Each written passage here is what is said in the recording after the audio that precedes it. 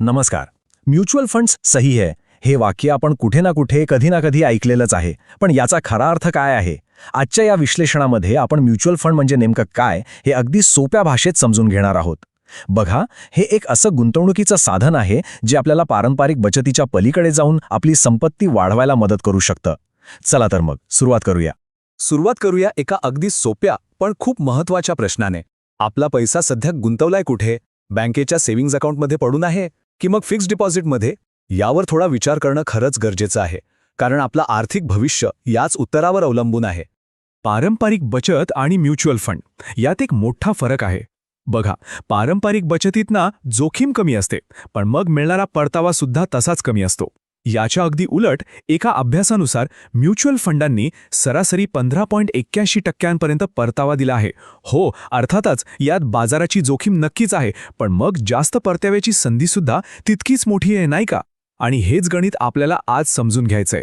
तर आपला पहिला विभाग आहे म्युच्युअल फंड का, म्हणजे पारंपरिक बचतीच्या पलीकडे जाऊन संपत्ती वाढवण्यासाठी हा एक चांगला पर्याय का असू शकतो हे आपण आता पाहूया.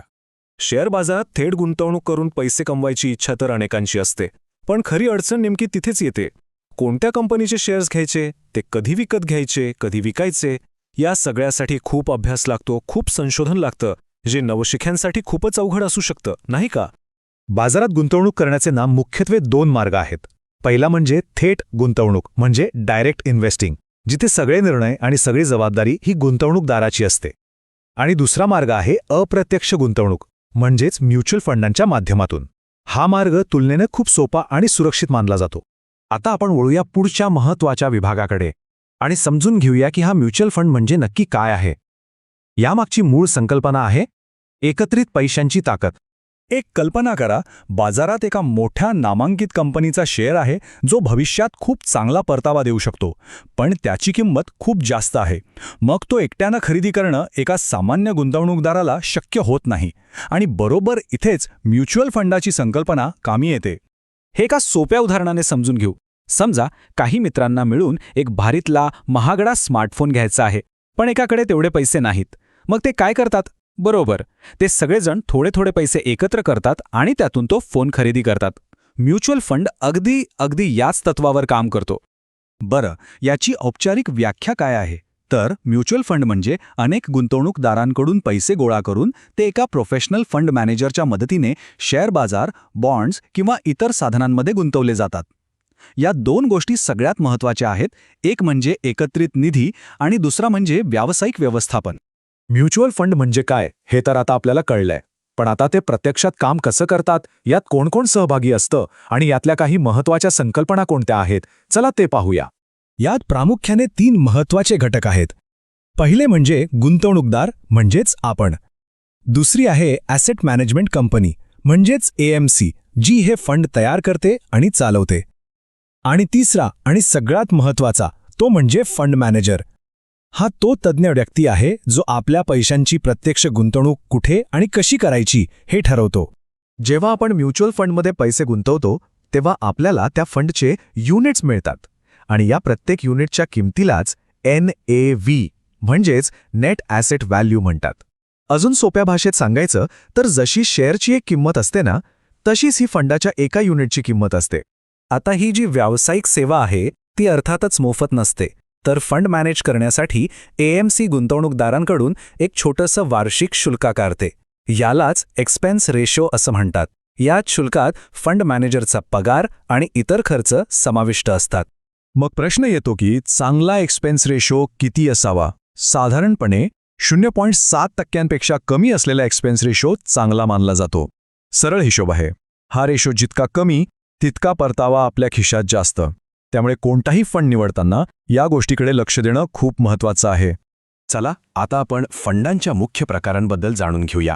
कारण कसं आहे, प्रत्येक गुंतवणूकदाराचं आर्थिक ध्येय वेगळं असतं, जोखीम घेण्याची क्षमता वेगळी असते आणि त्यानुसारच योग्य फंड निवडणं महत्त्वाचं ठरतं.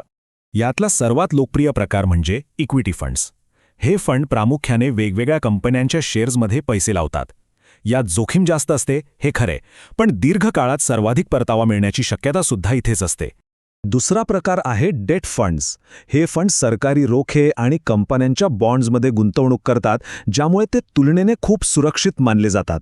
ज्यांना जास्त जोखीम नकोय आणि स्थिर परतावा हवा आहे त्यांच्यासाठी हा एक उत्तम पर्याय आहे. आणि तिसरा प्रकार आहे हायब्रिड फंड्स. नावावरूनच कळतंय, हे इक्विटी आणि डेट या दोघांचं मिश्रण असतात. हे फंड जोखीम आणि परतावा यांच्यात एक छान बॅलन्स साधायचा प्रयत्न करतात. आता आपण आलो आहोत सगळ्यात महत्त्वाच्या भागाकडे. बाजारात हजारो म्युच्युअल फंड्स आहेत, मग आपल्यासाठी योग्य फंड निवडायचा कसा? याच्यासाठी आम्ही एक सोपी 5 मुद्द्यांची चेकलिस्ट तयार केली आहे. या चेकलिस्टमध्ये 5 सोप्या पायऱ्या आहेत. पहिली, आपलं आर्थिक ध्येय काय आहे आणि आपण किती जोखीम घेऊ शकतो हे ठरवा. दुसरी, फंडाची मागची कामगिरी तपासा. तिसरी, त्याची तुलना त्याच प्रकारच्या इतर फंडांशी करा. चौथी, त्याचा एक्सपेन्स रेशो किती आहे ते बघा. आणि पाचवी, फंडाच्या फंड मॅनेजरचा अनुभव आणि त्यांची कामगिरी नक्की तपासा. हे 5ही मुद्दे खूप महत्त्वाचे आहेत. थोडक्यात सांगायचं झालं तर म्युच्युअल फंडाचे 3 मुख्य फायदे आहेत. पहिला, डायव्हर्सिफिकेशन, म्हणजे आपले पैसे एकाच ठिकाणी न गुंतवता अनेक ठिकाणी विभागले जातात, ज्यामुळे जोखीम कमी होते. दुसरा, प्रोफेशनल मॅनेजमेंट, ज्यामुळे आपल्याला स्वतः बाजाराचा अभ्यास करत बसायची गरज नसते. आणि तिसरा, सुलभता, आपण SIPद्वारे अगदी कमी रकमेपासून नियमित गुंतवणूक सुरू करू शकतो आणि चक्रवाढ व्याजाच्या सामर्थ्याने म्हणजेच पॉवर ऑफ कंपाऊंडिंगने कालांतराने एक मोठी रक्कम जमा करू शकतो. आज आपण म्युच्युअल फंडांची सविस्तर ओळख करून घेतली, पण आता खरा प्रश्न हा आहे की ही सगळी माहिती समजून घेतल्यानंतर आपल्या गुंतवणुकीच्या प्रवासातलं पहिलं पाऊल कोणतं असेल यावर नक्की विचार करा आणि आपल्या आर्थिक भविष्यासाठी एक योग्य निर्णय घ्या.